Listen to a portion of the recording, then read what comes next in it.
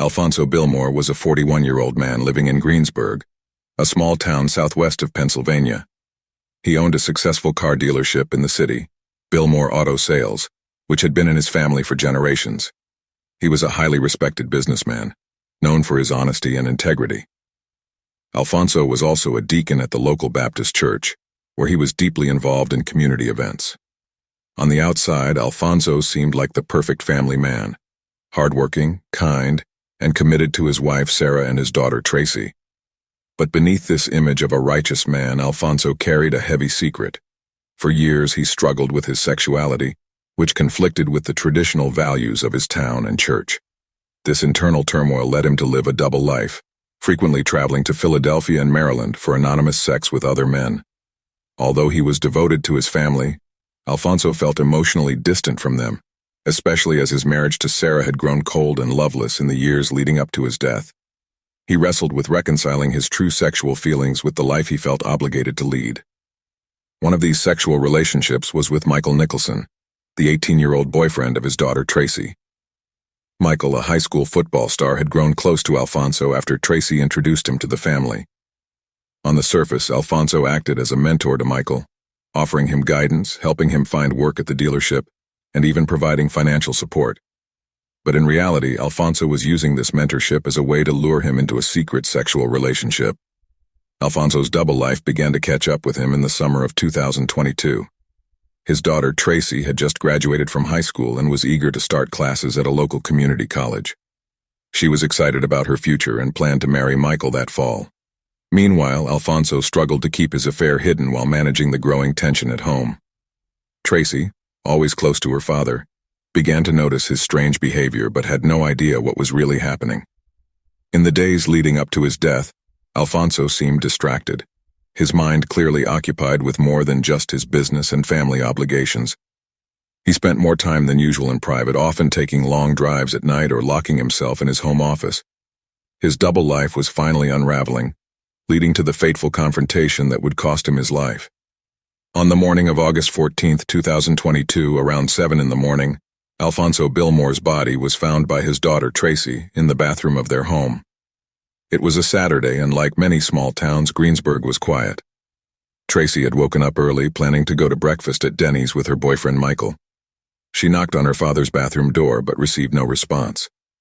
When she opened it, she was met with a horrifying sight. Alfonso lay on the cold tile floor, surrounded by a pool of blood. The bathroom mirror was splattered, and the gun Alfonso kept for protection lay on the floor next to his lifeless hand. Tracy screamed, dropping her phone as she stood frozen in shock. After a few moments, she ran back to her room, picked her phone up from the floor, and called 911. Tracy's voice trembled as she spoke to the dispatcher, struggling to explain what had happened. Her mind raced as she replayed the events of the past few days, trying to understand how her father, the man she had admired all her life, could now be dead. The dispatcher tried to calm her, asking her to stay on the line until help arrived. Tracy remained panicked, pacing back and forth between the bathroom and the living room, trying to catch her breath. Within minutes, first responders arrived at the Billmore residence, a modest ranch-style house on the outskirts of town. Paramedics quickly confirmed what Tracy already knew. Her father was dead. As the reality set in, Tracy collapsed on the front porch, tears streaming down her face. Her world had been turned upside down in an instant. The news of the tragedy spread quickly through Greensburg, a town where rumors traveled fast, especially in the age of Instagram, Twitter, and local news websites. The death of Alfonso Billmore shocked the entire community. Neighbors began gathering outside the Billmore house, whispering and speculating about what could have happened to the man they knew as a kind and respectable citizen. Tracy was taken to the police station shortly after her father's body was found. Still in shock, she could barely process what was happening. Her mother, Sarah, had been out of town visiting her sister in Tulsa and was on her way back, completely unaware of the nightmare awaiting her. By mid-morning, the small, quiet town of Greensburg was buzzing with confusion, fear, and rumors about what had led to the death of Alfonso Billmore. The Greensburg Police Department arrived at the scene around 7:30 on the morning of August 14, 2022, less than 30 minutes after Tracy Billmore had made the frantic 911 call. The lead investigator, Detective Alfred Morrison, an experienced officer with more than 20 years on the force, was known for his methodical approach to crime scenes. The bathroom where Alfonso Billmore's body was found was small but recently renovated, with white walls and white-tiled floors. It was a mess. Blood had pooled around Alfonso's head, and splatters covered the mirror, sink, and walls. The gun, a .38 caliber Smith & Wesson, lay on the floor near Alfonso's right hand. It was evident that Alfonso had been shot at close range, the bullet entering his chest, leaving him no chance of survival. The detectives focused on the details. The rest of the house was intact. There were no signs of forced entry, no broken windows, and nothing appeared to have been stolen. It seemed unlikely that this was a robbery gone wrong, especially in a town like Greensburg, where violent crime was rare. Detective Morrison knelt beside the body, noting the position of the gun in Alfonso's hand. There were no signs of a struggle in the bathroom, but something about the scene struck him as odd. He had another officer check for fingerprints on the gun and examine the room for any other evidence. He also requested a thorough examination of Alfonso's phone, which was sitting on the counter by the sink. Morrison knew that in today's world, people's phones often held secrets, and he suspected Alfonso's would be no different. As the investigation progressed, the police used luminol, a chemical agent, to check for traces of blood that might have been cleaned up elsewhere in the house. The only blood present was in the bathroom, suggesting that Alfonso had been killed there and had not been moved after his death. Crime scene photographers documented every angle, ensuring that nothing was missed. By noon, the detectives had collected all the evidence they could from the scene. The body was taken to the local coroner for a full autopsy, which later confirmed that Alfonso had died from a gunshot wound to the chest. As Morrison wrapped up his initial investigation, it was clear they were dealing with more than just an accident or a robbery. Something much more personal had happened here. Tracy Billmore, Alfonso's 18-year-old daughter, was the first person the police questioned. Still in shock after finding her father's body, she was taken to the Greensburg police station later that morning. Detective Alfred Morrison knew this would be a delicate interview. Tracy was emotional, her face pale and her hands trembling as she sat in the small interview room.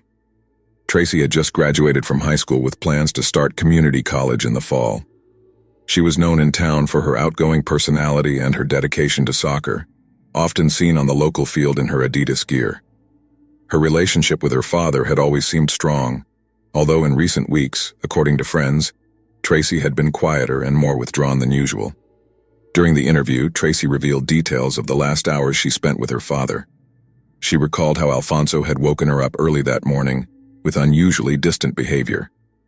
Though he seemed worried about something, he gave no clues to his daughter about what was really troubling him. By the end of the interview, Tracy had no idea her life was about to change forever. Morrison watched her, assessing the truth in her words and whether her account matched the crime scene. Despite her grief, Tracy was not a suspect, but there was something unsettling about her story. However, as the detectives dug deeper, they uncovered cracks in Alfonso's seemingly perfect marriage. Friends and neighbors described the relationship between Sarah and Alfonso as strained. In recent years, the two had grown distant, with Alfonso spending more time at his car dealership and Sarah devoting herself to church activities. It was no secret that their loveless marriage lacked the intimacy it once had. Detective Alfred Morrison brought Sarah in for questioning 2 days after the murder. When she entered the police station, she looked tired and distraught, her eyes red from crying, dressed in a simple floral dress. Sarah clutched a handkerchief as she sat down across from the investigators. At first, Sarah seemed cooperative, answering questions about her husband's routine in their marriage. She admitted that things hadn't been the same between them for a long time. "We were more like roommates than husband and wife," she said, her voice breaking. "I can't remember the last time he touched me." But when the detectives mentioned Alfonso's affair with Daniel, Sarah's demeanor changed. She seemed shocked by the news, almost as if she couldn't believe it. As the interrogation continued, the detectives pressed her on her whereabouts the night of the murder. Sarah claimed she had been out of town visiting her sister in Tulsa and was returning home with no idea of the nightmare that awaited her. Her story seemed plausible, but the police couldn't ignore the fact that Sarah had a clear motive. The betrayal by both her husband and her daughter's boyfriend would be enough to push anyone to the edge. Sarah's emotions were a mix of grief and anger. During the questioning, she maintained her innocence, but she didn't deny that the revelation of the affair had deeply affected her. Still, like her daughter, Sarah had no physical evidence linking her to the murder. and the detectives knew they needed more to either definitively rule her out or confirm her involvement. On the morning of August 23, 2022, just 2 days after the murder of Alfonso Billmore, detectives in Greensburg received a crucial break in the case. It was a humid and overcast day, with temperatures in the low 90s, and the conservative town was still buzzing with spicy gossip about the crime. Around 10 in the morning, Detective Alfred Morrison received a call from the forensics lab. The team had found a key piece of evidence that had been overlooked during the initial search of the Billmore house. The weapon used to kill Alfonso had fingerprints on it, but they didn't belong to Sarah or Tracy. The detectives quickly returned to the Billmore residence to re-examine the crime scene. The house had already been thoroughly searched, but this new development led to a deeper inspection. As they retraced their steps into the house, the bathroom where Alfonso was found remained cordoned off, with bloodstains still marking the spot where his body had been discovered. The weapon, a Smith & Wesson revolver, had been carefully bagged as evidence, but now the forensic report gave them a new direction. The fingerprints on the gun matched those of Michael Nicholson, Tracy's boyfriend, who had been close to the family in many ways over the past 2 years. This revelation raised immediate questions. Why were Michael's fingerprints on the gun, and what was his role in the murder? Detective Morrison recalled that during their brief initial interview, Michael had seemed nervous but not overly suspicious. He mentioned being with Tracy at the Bram's ice cream shop that night, where several friends confirmed his alibi. However, the fingerprints on the gun painted a different picture, one that placed Michael at the crime scene. The detectives knew they had to proceed carefully. They contacted Michael and asked him to come in for a follow-up interview. Meanwhile, they began piecing together his connection to the Billmore family. Alfonso had taken Michael under his wing, offering him a job at the dealership and financial support in exchange for illicit sex. But the discovery of the affair had turned everything upside down. The new evidence raised more questions than answers, but it was clear that Michael's involvement was deeper than they had initially thought. As the investigation progressed, the team felt they were closing in on the truth. For the first time since the murder, they had a tangible lead that could break the case wide open. Michael Nicholson, Tracy's 18-year-old boyfriend, quickly became the focus of the investigation following the discovery of his fingerprints on the gun that killed Alfonso Billmore. Michael, a well-known football star at Greensburg High School, had charmed most of the town with his athletic abilities and friendly demeanor. But behind that image was a troubled young man who had grown up in a difficult family environment. His mother struggled with drug addiction, and his father had long battled alcoholism. Alfonso Billmore had stepped in as a parental figure, offering Michael a summer job at his car dealership, and even giving him a place to stay when things got tough at home. When Michael arrived at the Greensburg Police Department for his second interview, the tension in the room was palpable. Detective Alfred Morrison was ready to confront him with the new evidence. Michael looked uncomfortable as he sat down, his hands fidgeting on the table, wearing a faded Sooners t-shirt and jeans. He no longer carried the confident swagger that had defined him on the football field. The detectives began by asking Michael to tell them again about the night of the murder.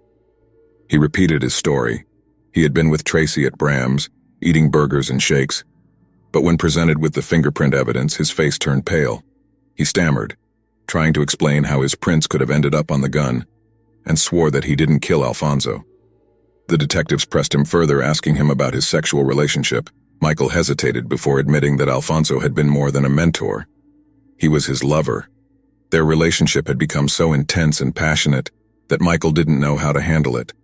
He felt trapped, loyal to Tracy but manipulated by Alfonso, who had helped him financially and used him for sex.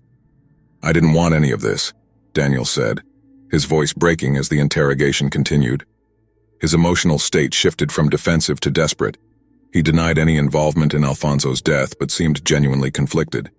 He insisted that he loved Tracy and wanted nothing to do with Alfonso. However, the detectives weren't convinced. His fingerprints on the gun and his history with Alfonso were enough to keep him under suspicion. While Michael's answers were emotional and sometimes erratic, the detectives knew they needed more concrete evidence before they could determine his true role in Alfonso's murder. For now, Michael remained one of the prime suspects, and his relationship with the victim cast a long shadow over the investigation. On August 27, 2022, just before dawn, the Greensburg Police Department finally uncovered the tragic truth. After weeks of investigation and numerous interviews, they finally identified the killer. Tracy Billmore, Alfonso's 18-year-old daughter. Tracy had been the last person anyone would have expected to commit such a crime. To the outside world, she was a bright and motivated young woman, passionate about soccer and with plans for college. But beneath her calm exterior, she had been harboring an overwhelming storm of anger and betrayal. The investigation turned toward Tracy when her mother, Sarah Billmore, provided the police with a shocking detail. Tracy had discovered sexually explicit messages between her father and her boyfriend, Michael Nicholson, just days before the murder. This revelation gave Tracy both the motive and the means to kill her father. The police immediately reviewed Tracy's alibi. She had claimed to be at Bram's, a local fast food chain, with Michael at the time of the murder, but surveillance footage from that night told a different story. The timestamp didn't match the timeline Tracy had provided during her initial interview. That, combined with forensic evidence linking her to the scene, sealed her fate. On the night of August 27th, the police arrived at the Billmore family home, where Tracy was staying with her mother. The quiet Greensburg neighborhood, known for its conservative values, was suddenly buzzing with flashing lights and officers surrounding the house. Detective Alfred Morrison, who had been leading the investigation, knocked on the door. Sarah answered, visibly shaken, but Tracy stood behind her, her face expressionless. "Tracy Billmore, you are under arrest for the murder of Alfonso Billmore," Morrison said calmly as he read her rights. Tracy showed no visible surprise. Instead, she remained eerily calm, as if she had already accepted her fate. She submitted to the arrest without resistance. As Tracy was handcuffed and led to the police vehicle, Sarah Billmore collapsed on the front porch, sobbing uncontrollably, even urinating herself in distress. The reality that her own daughter had killed her husband was too much to bear.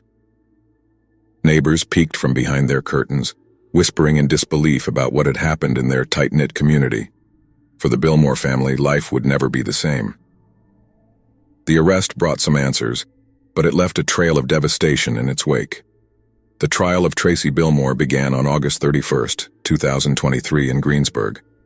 The courtroom was packed with community members, reporters from local media outlets like the Greensburg Daily, and members of the Billmore family.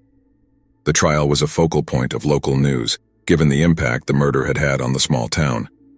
The prosecution, led by District Attorney Jeremy Valsti, argued that Tracy Billmore had acted out of anger and betrayal. Jeremy, known for his meticulous approach, presented evidence showing that Tracy had discovered inappropriate messages between her father, Alfonso Billmore, and her boyfriend, Michael Nicholson. The prosecution claimed that this discovery had pushed Tracy to murder her father in a fit of rage. Key evidence included the murder weapon, Alfonso's gun, and Tracy's fingerprints on it. Jeremy painted a picture of a young woman overwhelmed by jealousy and heartbreak, unable to control her emotions. Tracy's defense attorney, Amy Northen, a 62-year-old veteran lawyer with a reputation for handling difficult cases, argued that Tracy had acted in a moment of extreme emotional distress.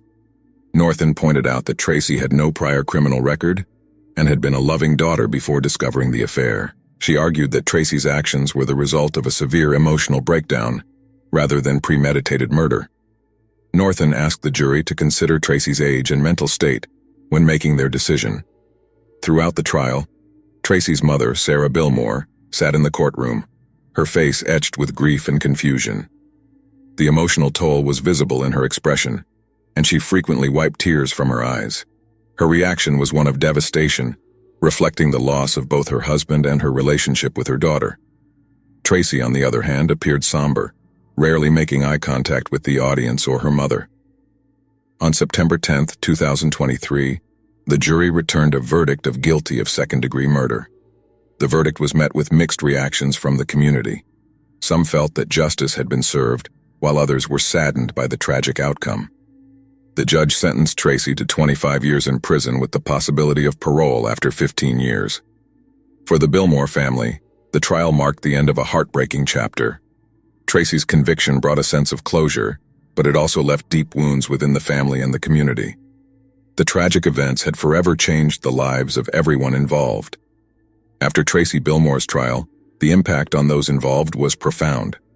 Greensburg, Pennsylvania, a town known for its close-knit community and traditional values, had been shaken by the murder and the subsequent legal proceedings. Tracy Billmore, now serving a 25-year sentence at the Montgomery County Women's Correctional Center, faced a life drastically different from the one she had planned. Her time in prison was marked by isolation and regret. The bright future she had envisioned, including her plans for college and a career, had been replaced by a harsh reality. Tracy's story was widely covered by local media, including the Greensburg Daily and news stations like Philadelphia TV.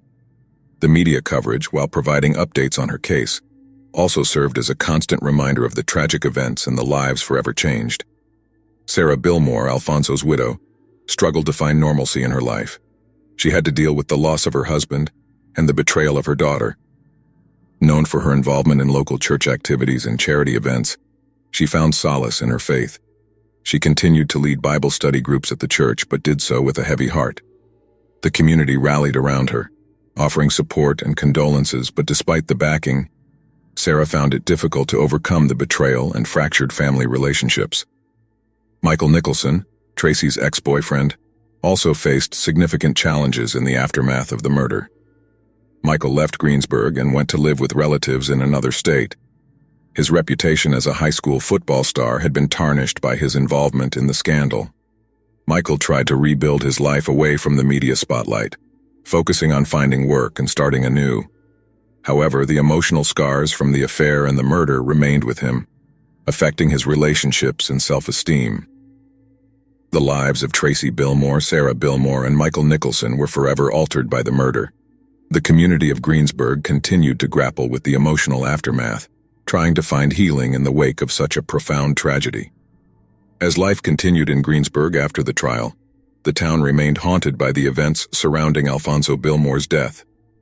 The Billmore family's tragedy lingered in the minds of its residents, and even after the verdict, many continued to feel the weight of the story that had unfolded in their small, tightly knit community. For some, the resolution brought closure, but for others it opened new wounds and left a deep sense of unease. Tracy Billmore's 25-year prison sentence loomed over her, marking the loss of her future. The once promising young woman, known for her enthusiasm and talent on the soccer field, now faced a life behind bars. Her time at the Montgomery County Women's Correctional Center was difficult, as she struggled to adapt to the harsh conditions of prison life. Isolated from the outside world and from the plans she had once made, Tracy's days were filled with regret and introspection. She became involved in various prison programs, including educational courses and therapy, but the enormity of her actions and the impact they had on her family weighed heavily on her. In prison, Tracy frequently revisited the sequence of events that had led her to kill her father. The discovery of her father's affair with her boyfriend, Michael, had shattered the foundation of her world. The betrayal by the two most important men in her life, combined with the intense pressure and confusion she felt, drove her to a point of no return. Now, in the silence of her prison cell, Tracy replayed those moments over and over, wondering if things could have turned out differently. She wrote letters to her mother, Sarah, seeking forgiveness, though the pain between them remained profound and difficult to heal. Sarah Billmore, Alfonso's widow and Tracy's mother, continued to struggle with the aftermath of her family's disintegration. She found comfort in her faith and the support of her church community, but the reality of losing both her husband and daughter was something she could not easily overcome. Sarah had always been an active member of Greensburg's social circles, leading Bible studies, organizing charity events, and participating in town meetings. However, after the trial, she withdrew from many of these activities, unable to face the constant reminders of what had happened. The strain on Sarah's mental health became evident as she wrestled with the dual burdens of grief and betrayal. She spent her days trying to make sense of the chaos that had engulfed her family. Sarah's relationship with Tracy remained strained. Although they exchanged letters, the emotional distance between them was difficult to bridge. Tracy's request for forgiveness was met with Sarah's conflicted feelings. She longed to forgive her daughter, but the pain of what had transpired often held her back. Over time, Sarah found some solace in the church, but she would never fully heal from the emotional scars left behind by her husband's murder. Michael Nicholson, meanwhile, sought to rebuild his life far from the shadow of the Billmore tragedy. After moving out of Greensburg, he severed ties with many people from his past, hoping to escape the stigma of his involvement in the scandal. Michael's reputation as a football star had been tarnished beyond repair, and the media attention surrounding his relationship with Alfonso left him feeling exposed and vulnerable. The affair had taken a significant toll on his sense of self, and the murder had only compounded the weight of his personal demons. Away from Greensburg, Michael attempted to start anew, finding work and trying to establish a more stable life. However, the emotional scars he carried, guilt, confusion, and shame remained with him. He sought therapy to process the complicated relationship he had with Alfonso, and the role he had played in the unraveling of the Billmore family. While Michael tried to move forward, the events of August 14, 2022, would forever be a part of him, a chapter in his life that he could never fully close. The town of Greensburg itself changed in subtle ways after the murder. What had once been a close-knit, quiet community was now marked by the memory of a crime that shocked its residents. Conversations about the Billmore family continued to circulate for years, and many people found it difficult to forget the details of the case. Local gossip focused on the scandalous nature of the affair, and the tragedy became a cautionary tale for many families in the area. Although time passed and life resumed its normal pace, the legacy of Alfonso Billmore's murder lingered in the collective consciousness of the town. For the people closest to the case, the investigators, the attorneys, and the community leaders, the trial and its aftermath were a reminder of the complexities of human relationships and the depths of emotion that could lead to violence. Detective Alfred Morrison, who had led the investigation, reflected often on the case. He had seen many crimes over his 20-year career, but the Billmore case stood out to him as one of the most emotionally charged and devastating. Morrison's meticulous approach had helped bring the truth to light, but even he felt the weight of the tragedy, knowing that justice had come at the cost of a broken family. In the end, the murder of Alfonso Billmore and the conviction of his daughter Tracy left a lasting imprint on everyone involved. The story of a family torn apart by betrayal, anger, and grief served as a reminder of the complexities of human emotion and the consequences of actions taken in the heat of the moment. The town of Greensburg, once a symbol of peace and community, now carried the memory of a tragedy that had shaken its foundations, reminding its residents of the fragility of life and the darkness that can lurk behind even the most perfect facades. As the years passed following the murder of Alfonso Billmore, the ripple effects of the tragedy continued to shape the lives of those involved. In Greensburg, the Billmore case became a touchstone in local history, often brought up during quiet conversations at town gatherings or in the church where Sarah Billmore once led Bible studies. The town's collective memory of the case faded somewhat over time, but the whispers of the affair, betrayal, and the shocking murder never entirely disappeared. For Tracy Billmore, prison life gradually became her new reality. Locked away in the Montgomery County Women's Correctional Center, Tracy struggled to come to terms with her actions and the life she now led. While she had entered prison with overwhelming regret and sorrow, over time she sought ways to find some sense of purpose. She enrolled in educational programs, attended therapy sessions, and joined support groups for inmates dealing with trauma and grief. These efforts helped her cope with her guilt, but the knowledge that she had killed her father in a moment of rage never left her. Tracy became known among the prison population as someone who kept mostly to herself. Her once vibrant personality, known for lighting up the soccer field in her high school days, had dulled under the weight of prison life. Still, she built some connections with other inmates, finding comfort in shared stories of loss and broken families. Tracy occasionally exchanged letters with her mother Sarah, but their relationship remained strained. Each letter seemed to reopen wounds for both of them, wounds that hadn't healed despite the passage of time. Tracy often longed for the day she might be granted parole, but she knew that even if that day came, her future outside the prison walls would be forever marked by her crime. Sarah Billmore, now in her 60s, continued to rebuild her life in the wake of the family's collapse. The small, conservative town of Greensburg remained a place of bittersweet memories for her.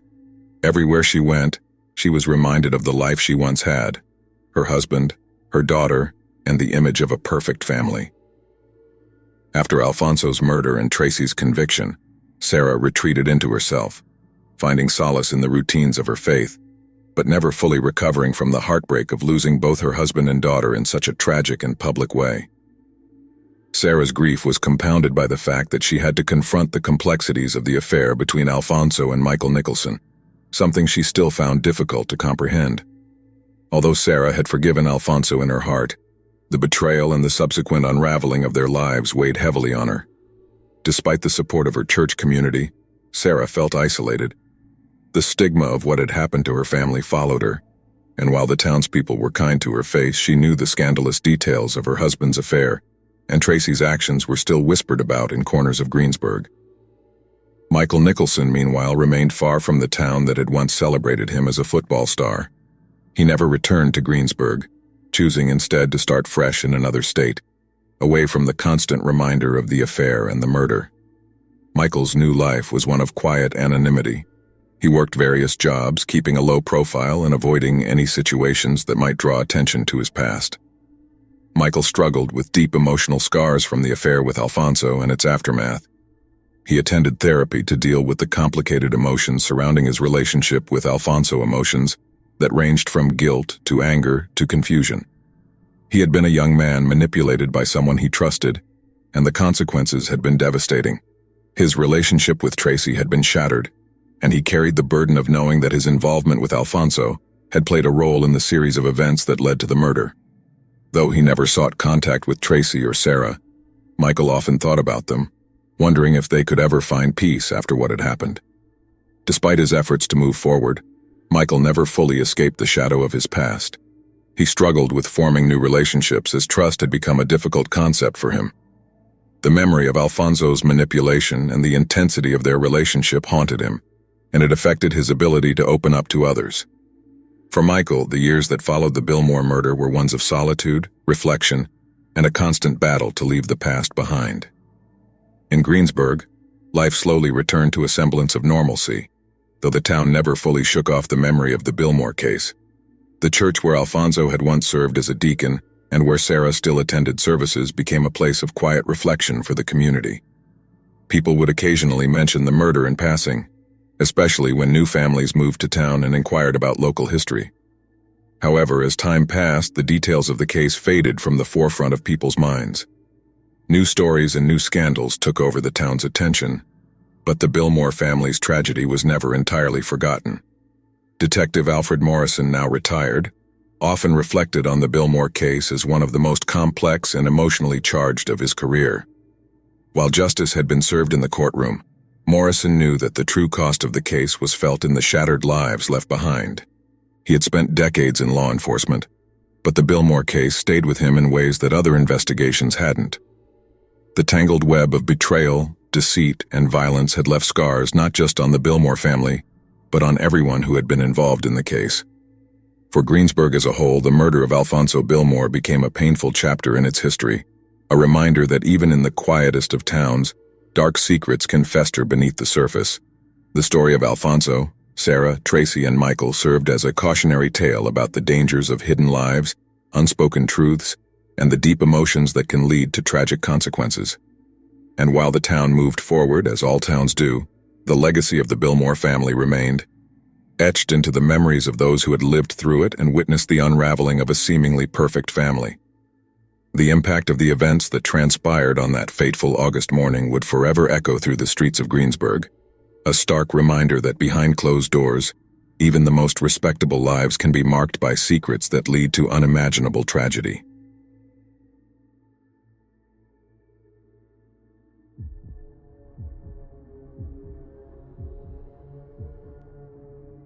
Mercedes Drowson was 52 years old and was a pediatric nurse living in Battle Creek, a town in southern Michigan.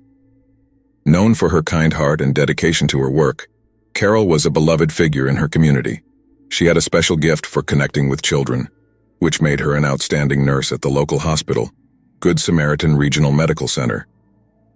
Mercedes's colleagues often spoke of her compassion and patience. She was the nurse who stayed late to comfort a scared child or talk to worried parents. Mercedes had a unique perspective on life, as she had been a foster child herself. She knew firsthand the challenges many children faced, and this personal history drove her to help others, especially children and teenagers in the foster care system. She was actively involved in community programs and often volunteered at local shelters. Mercedes's friends described her as a caring and empathetic person, always ready to help. Her home was frequently filled with laughter and the smell of homemade cookies, a reflection of her love for baking. Mercedes was married to Dr. Henry Drowson, an entomologist at Michigan State University. They had been married for more than 20 years and were well known in the community. They didn't have biological children, but they had fostered several children over the years. Their most recent foster daughter was Celeste Miller, who had just turned 18 a few months before Mercedes's death. Mercedes was very close to Celeste, treating her like her own daughter and supporting her plans to attend Michigan State University in the fall. In the days leading up to her death, Mercedes was busy with her usual activities. She had organized a small charity event at her church, St. Mary's Catholic Church, where she was a devout member. Her friends remembered how excited she was about an upcoming summer picnic planned for the children in her care program. Mercedes's diary entries from that time reflected her joy and anticipation for the future. She wrote about her dreams of continuing her work with children, and even starting a small nonprofit organization dedicated to helping foster children. Mercedes's life was a beacon of hope and kindness, which made her tragic and even more shocking and mysterious to everyone who knew her. It was late on the night of July 29, 2016, when the quiet town of Battle Creek was shaken by a horrifying discovery. Mercedes Drowson's body was found in the backyard of her home around 10:30 at night. The person who found her was a neighbor, Daniela Chester. Daniela had gone to return a dish she had borrowed earlier that week.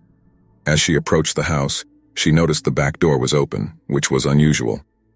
Daniela decided to check if everything was all right. She entered the backyard and found Mercedes lying on the ground, motionless. Mercedes's body was partially hidden by the tall garden plants she had lovingly tended. Daniela's first reaction was shock. She dropped the dish and screamed, her voice echoing through the quiet neighborhood. She quickly took out her phone and called 911, her hands shaking as she tried to explain what she had found. The emergency operator calmed Daniela and asked for the necessary details. Daniela described how Mercedes looked. She was covered in dirt and had a rope around her neck. The operator assured Daniela that help was on the way and advised her not to touch anything and to stay where she was. Still in shock, Daniela sat on the back steps, trying to process what she had just seen. When the police and paramedics arrived, they found Daniela visibly shaken but able to give a statement. Officer Alan Nuche, one of the first responders, described Daniela as pale and trembling, her voice barely a whisper as she recounted the events. The backyard was quickly cordoned off with police tape as investigators began their work. Mercedes's body was carefully examined. The forensic doctor, Dr. Sandra, noted severe head injuries and strangulation marks on Mercedes's neck. She confirmed that Mercedes had been struck with a tire iron and then strangled with a rope. The scene was gruesome, with blood splattered along the garden path and the tire iron partially hidden under a bush. The news of the murder spread quickly through Battle Creek. People were shocked that something so terrible could happen in their quiet town. Friends and family gathered outside the Drowson house, consoling each other and trying to make sense of the tragedy. Mercedes's death was a heavy blow to the community. She was a beloved figure, and the brutality of her murder left everyone in disbelief and fear. The police vowed to find the person responsible for this heinous crime and bring them to justice. The police arrived quickly at the Drowson home on July 29, 2016. By 11 o'clock that night, the quiet neighborhood of Battle Creek was buzzing with activity. Officer Alan Nuche, along with Detective Clara Valenti and Detective Esteban Scottish, led the investigation. They were known for their thoroughness and dedication. Detective Valenti, a 10-year veteran of the force, was especially recognized for her sharp eye for detail. Her partner, Detective Scottish, was equally experienced and meticulous. The crime scene was a mess. Mercedes Drowson's body lay in the backyard, surrounded by her garden plants. There was blood scattered along the path and a tire iron nearby, partially hidden under a bush. The rope around Mercedes's neck was still firmly tied. The detectives immediately began securing the area, putting up yellow tape to keep curious neighbors and passers-by at a distance. Detective Valenti took the lead in examining the body. She noted the severe head wounds and the clear strangulation marks on Mercedes's neck. It was evident that Mercedes had been struck with the tire iron and then strangled with the rope. The brutality of the crime was shocking. Detective Valenti carefully documented the scene, taking photographs and making notes. Detective Scottish focused on gathering evidence from the surrounding area. He collected the tire iron and placed it in a bag for forensic analysis. He also took samples of the blood splatters and examined the rope for any potential clues. The backyard was meticulously combed for any signs that could point to the killer. As the investigation continued, the police used various tools and methods to collect evidence. They brought in a forensic team to search for fingerprints and collect DNA samples. The tire iron was sent to the lab to be analyzed, to determine if it contained any fingerprints or other evidence. The rope was also examined for fibers or hair that could help identify the killer. In the early hours of July 30th, the police had gathered a significant amount of evidence from the crime scene. Detective Valente and Detective Scottish reviewed their findings and began piecing together the events that led to Mercedes's murder. The brutality of the crime suggested a personal motive, and they knew they had to act quickly to find the killer before they could strike again. The investigation was just beginning, but the detectives were determined to solve the case and bring justice for Mercedes Drowson. The peaceful town of Battle Creek now found itself at the center of a major murder investigation, and the police were ready to uncover the truth. The first suspect the police investigated was Dr. Henry Drowson, Mercedes's husband. Dr. Drowson, 55 years old, was an entomologist at Michigan State University. He studied insects and was well known in his field. To the outside world, he seemed like a quiet and hardworking man. However, some people in the community found him unsettling. Henry had a reputation for being distant and socially awkward. When the police arrived at Henry's workplace to question him, he was in his lab working late as usual. He appeared calm and cooperative. Henry told the police that he had been working all day and had only arrived home late in the evening. He claimed to have found the house empty and assumed Mercedes was visiting friends. Henry's alibi was that he had been at the university the entire time, with colleagues who could confirm his presence. Detective Valente and Detective Scottish interviewed him in a small, cluttered office at the university. Henry seemed calm but showed little emotion when talking about his wife's death. He described his relationship with Mercedes as good and normal. However, the detectives noticed that he avoided direct eye contact and seemed uncomfortable when asked about his personal life. The police were particularly interested in Henry's recent behavior. They discovered that Henry had married Celeste Miller, his former foster daughter, in a small ceremony only 6 days after Mercedes's death. This raised many suspicions. Marrying so soon after the brutal murder of his wife seemed extremely suspect, and definitely earned him the title of the creepiest man in Michigan. Henry calmly explained that he and Celeste had developed feelings for each other over time, and that the marriage was their way of moving on after Mercedes's death. The police pressed Henry on this point, asking if Mercedes had known about his relationship with Celeste. Henry admitted that Mercedes had grown suspicious and had confronted him about it. He said they had argued, but insisted he had nothing to do with her death. Henry's demeanor during the interrogation was mostly calm, but he became visibly nervous when talking about his relationship with Celeste. Detective Valente found Henry's behavior strange. Marrying so quickly after Mercedes's death and his nervousness during the interrogation made him a prime suspect. However, they needed more evidence to link him directly to the murder, so they decided to keep him under surveillance and continued investigating other leads. As the investigation progressed, the detectives hoped to find more clues that would confirm or disprove their suspicions about Dr. Henry Drowson. His unusual behavior and quick marriage made him a key figure in the case, and the police were determined to uncover the truth. The second suspect they investigated was Celeste Miller, the Drowsons' former foster daughter, and now Henry's new wife. Celeste was 18 years old and had lived with Mercedes and Henry since she was 17. She had a troubled past, having grown up with an abusive alcoholic father. Despite these difficulties, Celeste was an academically brilliant student and had plans to attend Michigan State University in the fall. The police found Celeste packing in the small apartment that Henry and Mercedes had rented for her when she turned 18. Detectives Clara Valente and Esteban Scottish visited her there to ask questions about Mercedes's death. Celeste was quiet and reserved during the interview, traits often mentioned by her teachers and classmates. She seemed deeply affected by the events, but her answers were calm and direct. Celeste told the detectives about her relationship with Mercedes, describing her as a kind and loving mother figure. She said Mercedes had always supported her, especially in her studies. When asked about Henry, Celeste admitted that they had developed feelings for each other and that Henry had taken her to a fancy restaurant for her 18th birthday. It was during this dinner that Henry confessed his love for her and said that Mercedes was just a nuisance. The police found it unusual that Celeste married Henry just days after Mercedes's death. Celeste explained that they were in love and wanted to move on with their lives. She insisted she had no involvement in Mercedes's murder and that she had been home studying the night of the crime. Her alibi was that she had spent the night alone preparing for her university courses. Detective Valente noticed that Celeste's answers were consistent, but detected a persistent fear in her demeanor. Celeste seemed genuinely saddened by Mercedes's death, but also appeared to be hiding something. The detectives asked Celeste about her thoughts on Henry's behavior after Mercedes's death. Celeste hesitated, but then said that Henry had been supportive and caring, helping her through the difficult time. The police also asked if Mercedes had known about her relationship with Henry. Celeste said that Mercedes had suspected something but hadn't confronted her directly. This information, combined with the quick marriage, made Celeste a person of interest. However, without solid evidence linking her to the crime, the detectives had to consider other possibilities. As the interview concluded, the police remained cautious about Celeste's possible involvement. Her relationship with Henry and her proximity to the Drowson family made her a key figure in the investigation. The detectives decided to monitor her closely as they continued gathering more information.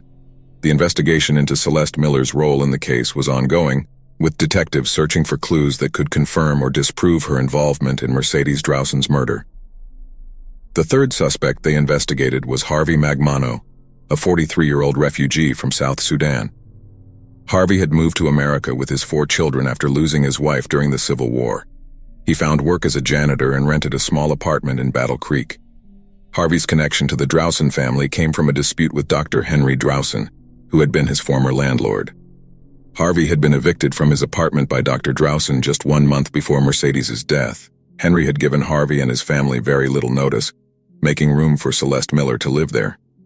This eviction left Harvey and his children homeless for a short period, causing him great stress. The police considered Harvey a suspect because he had a motive to hold a grudge against Henry. Detectives Clara Valente and Esteban Scottish went to interview Harvey at his new apartment. Harvey was cooperative but visibly upset about the eviction. He spoke about the challenges of starting a new life in America and the difficulties caused by losing his apartment. Harvey described how hard it had been to find a new place to live while trying to maintain his job and care for his children. During the interview, Harvey seemed calm but frustrated when talking about Dr. Drowson. He admitted that he was angry about the eviction, but denied any involvement in Mercedes's murder. Harvey explained that on the night of the murder he had been at work. His employer confirmed that Harvey had been working his usual night shift as a janitor at a local office building. The police verified Harvey's alibi and found that it was solid. His time card showed that he had clocked in and out at the correct times, and security footage confirmed his presence in the building throughout the night. Despite his anger toward Henry, there was no evidence linking Harvey to the crime scene. Detective Valente noted that Harvey's main concern was the well-being of his children. He talked about how they were adjusting to life in Battle Creek and his hopes for their future. Harvey was a hard-working man trying to provide for his family under difficult circumstances. His focus on his children and his solid alibi made his involvement in Mercedes's murder less likely.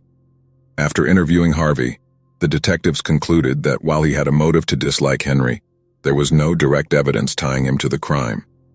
They decided to keep Harvey in mind but shifted their attention back to other leads that could provide more substantial clues. As the investigation progressed, the police were determined to uncover the truth and bring justice for Mercedes Drowson. Harvey Magmano remained a person of interest, but the focus shifted again toward the Drowson family and their complex relationships. On August 5, 2017, a week after Mercedes Drowson's murder, the police received a crucial new piece of evidence. It was a hot, sunny afternoon when Detective Clara Valente got a call from the forensic lab. The lab had analyzed the tire iron found at the crime scene and discovered fingerprints that did not belong to Mercedes or Henry. These fingerprints belonged to Celeste Miller. The police immediately revisited the Drowson house to gather more evidence. This time, they brought in a specialized team to search for anything that might have been missed. Detective Esteban Scottish led the team as they meticulously searched the house and backyard. They focused on areas where Celeste might have left traces of her presence. During the search, they found a hidden compartment in the garage. Inside were several personal items belonging to Celeste, including a notebook. This notebook contained detailed entries about her sexual relationship with Henry and her growing frustration with Mercedes. One entry, dated just days before the murder, expressed anger toward Mercedes for being annoying and mentioned a plan to make her pay. The notebook was a significant find, as it provided a direct link between Celeste and the murder. The police also found a pair of gloves in Celeste's apartment, which tested positive for traces of Mercedes's blood. This evidence suggested that Celeste had worn the gloves while handling the tire iron, which explained why her fingerprints were only found on the weapon and not at the crime scene. With this new evidence, The police called Celeste in for another round of questioning. This time, they confronted her with the notebook and the blood-stained gloves. Celeste's demeanor changed dramatically. She became visibly nervous and struggled to maintain her composure. Initially, she denied any involvement, but the mounting evidence made it difficult for her to stick to her story. Celeste eventually broke down and confessed to being present at the crime scene, but insisted that Henry was the one who killed Mercedes. She claimed that she had tried to stop him but was too afraid to report the crime. Celeste's confession added a new layer to the investigation, indicating that Henry and Celeste might have been co-conspirators. The police carefully reviewed Celeste's confession and the new evidence. They realized that while Celeste's involvement was now clear, they still needed to determine Henry's exact role in the murder. The investigation shifted focus to proving Henry's involvement and understanding the full extent of their plans. As the investigation progressed, the police were more determined than ever to seek justice for Mercedes Drowson. The new evidence provided a clearer picture of what had happened, but the case was far from over. The detectives knew they had to keep pushing to uncover the whole truth. On August 10, 2017, the police felt they had enough evidence to arrest Dr. Henry Drowson for the murder of his wife, Mercedes. Dr. Drowson, 55 years old, was a respected entomologist at Michigan State University. But behind his professional facade, he harbored dark secrets. Henry had married Celeste Miller, his former foster daughter, just 6 days after Mercedes's brutal murder, which raised many suspicions. Detectives Clara Valente and Esteban Scottish carefully reviewed the new evidence. Celeste's confession, the blood-stained gloves, and the notebook entries all pointed to a conspiracy between Henry and Celeste. They believed that Henry had orchestrated the murder to be with Celeste without any obstacles.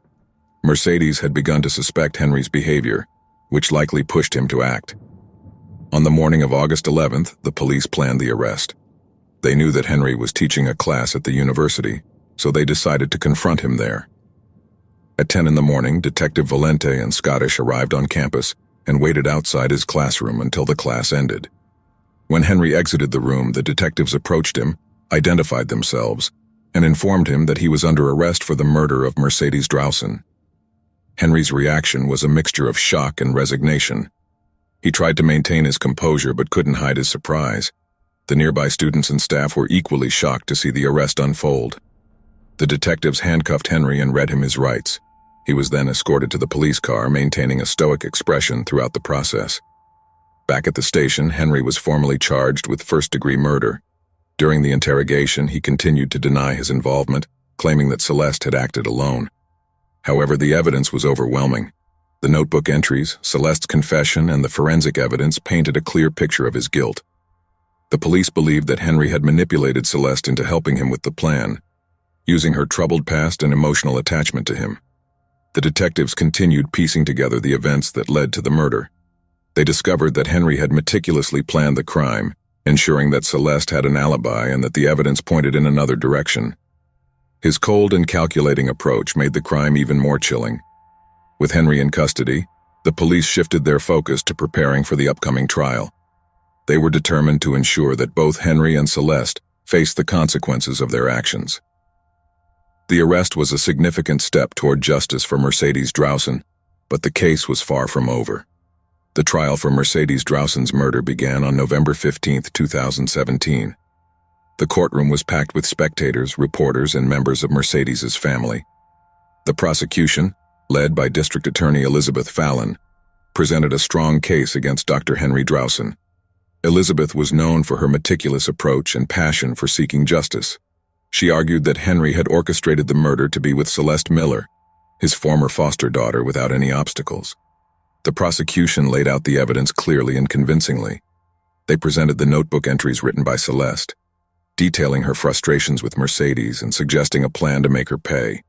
They also showed the blood-stained gloves found in Celeste's apartment and the forensic analysis that linked them to Mercedes's murder. Elizabeth emphasized Henry's quick marriage to Celeste, days after the murder, presenting it as proof of his motive. The defense, led by attorney Edgardo, faced an uphill battle. Edgardo was an experienced lawyer, known for his calm demeanor and strategic thinking. He argued that Celeste had acted alone out of jealousy, and that Henry had no part in the crime. The defense tried to discredit Celeste's confession, suggesting that it had been coerced by the police. Edgardo also attempted to cast doubt on the forensic evidence, claiming that it was circumstantial and did not directly link Henry to the murder.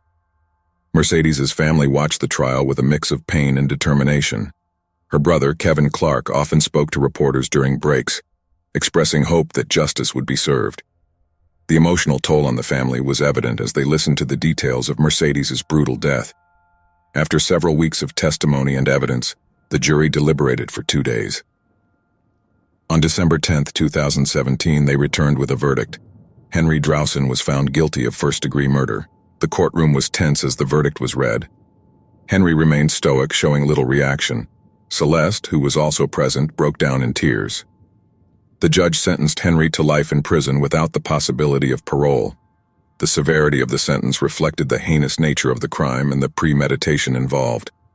Celeste received a lighter sentence of 25 years for her role in the murder, recognizing her cooperation with the police. The verdict brought a sense of closure to Mercedes's family, though the pain of her loss remained. They felt that justice had been served, but the memories of Mercedes would always endure.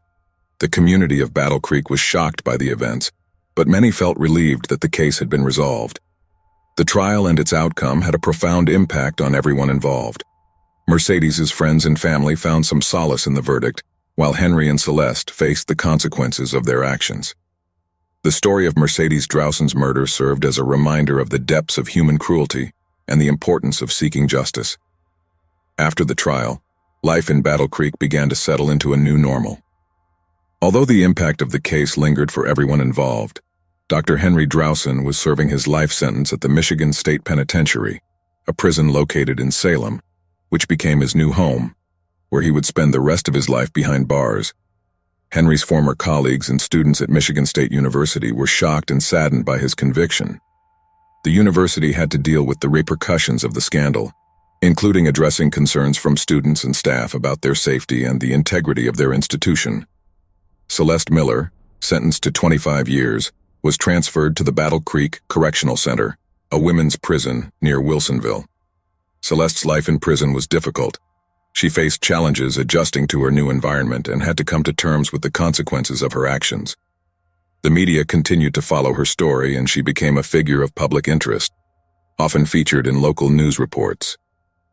For the Drowson family's friends and supporters, the case became a rallying point for greater awareness and support for crime victims. Several memorials and events were held in Mercedes's honor, helping to keep her memory alive and ensuring that her legacy of compassion and service continued. Over time, life in Battle Creek gradually returned to its normal pace, but the story of Mercedes Drowson and the dramatic events surrounding her murder remained a significant part of the town's history. The trial and its outcome served as a powerful reminder of the importance of justice and the impact of crime on individuals and communities alike.